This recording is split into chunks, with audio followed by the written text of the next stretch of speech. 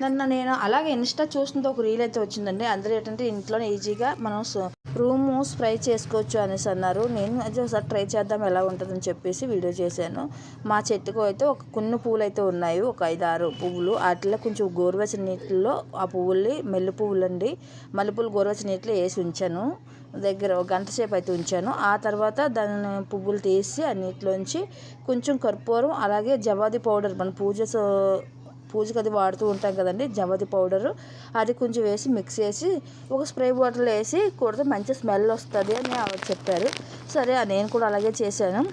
అయితే నేను కొంచెం నేను చేసిన తర్వాత కటౌట్స్కి, అది ఇంట్లో ఉన్న కటౌట్స్కి అది కొట్టాను. కొంచెం పర్లేదు, మరీ అంత బాగాలేదని చెప్పనవసరం లేదు.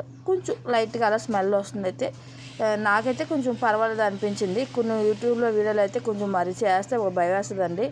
అందుకని చెప్పి నేను ఎక్కువ శాతం చేయను. ఇది అంటే ఈజీయే కదా, మా ఇంట్లో ఉన్న వస్తువులతో కదా అని చెప్పి నేను చేశాను. నాకైతే వర్కౌట్ అనిపించింది. మీరు ఇలా ఎప్పుడైనా యూట్యూబ్లో చూసి వీడియోలు చూసి ట్రై చేశారా? టేస్ట్ చేస్తే కామెంట్ చేయండి.